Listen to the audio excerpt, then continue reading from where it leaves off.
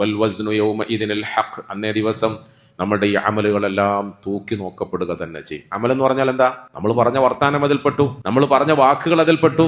ഇന്ന് നമ്മൾ പറഞ്ഞ വാക്ക് ശക്തമായ നിലയിൽ ഒരു മനുഷ്യന്റെ മനസ്സിനെ വേദനിപ്പിച്ചിട്ടുണ്ടെങ്കിൽ ആ വേദനിപ്പിച്ചതിന്റെ അളവനുസരിച്ചിട്ട് നാളെ പരലോകത്ത് നമ്മളുടെ ഈ അമലിനെ തൂക്കപ്പെടുക തന്നെ ചെയ്യും. നമ്മൾ വേറൊരാളെ കുറിച്ചിട്ട് ഗീബത്ത് പറയുമ്പോൾ, എന്താ ഗീബത്ത് എന്ന് പറഞ്ഞാൽ? നിന്റെ സഹോദരനെ കുറിച്ചിട്ട് അവൻ ഇഷ്ടമല്ലാത്ത കാര്യങ്ങൾ നീ അവനെ കുറിച്ച് പറയുക, അതിനാണ് ഗീബത്ത് എന്ന് പറയുന്നത്. അതത്ര ചെറിയ കാര്യമാണെങ്കിൽ പോലും ഗീബത്താണ്. ഗീബത്ത് വൻപാപമാണെന്ന് വിശുദ്ധ ഖുർആനിൽ അല്ലാഹു വ്യക്തമായി പറഞ്ഞതാണ്. നിന്റെ സഹോദരന്റെ മാംസം കഴിക്കുന്നതിന് സമമാണ് എന്ന് അല്ലാഹു പറഞ്ഞു. ഇന്ന് നമ്മളിൽ പല ആളുകൾക്കും അറ്റാക്ക് വർദ്ധിക്കുകയാണ്. എന്താ അറ്റാക്കിന്റെ കാരണം? കൊളസ്ട്രോൾ കൂടിയതാണ്. എന്താ കൊളസ്ട്രോൾ കൂടാനുള്ള കാരണം? മീറ്റും ഫാറ്റും അധികം കഴിച്ചതാണ്. ഫാറ്റും മീറ്റും അധികം കഴിക്കുന്നത് കൊണ്ടാണ് കൊളസ്ട്രോൾ ഉണ്ടാകുന്നത്. കൊളസ്ട്രോൾ കൂടിയത് കൊണ്ടാണ് അറ്റാക്ക് വർദ്ധിക്കുന്നത് എന്ന് പറയുമ്പോൾ മുസ്ലിം സമുദായം നോമ്പെടുത്തിരുന്നു കൊണ്ട് ഈ തഅലീമിന്റെ സദസ്സിൽ ഒരു കാര്യം കൂടി അതിനോടൊപ്പം ചേർത്ത് ചിന്തിക്കണം. നമ്മൾ കഴിക്കുന്ന മീറ്റുകളുടെ കൂട്ടത്തിൽ ഏറ്റവും ഫാറ്റ് ഉള്ളത് ബീഫാണ്, മട്ടനാണ് എന്ന് പറയുമ്പോൾ ഒന്ന് തിരുത്തണം.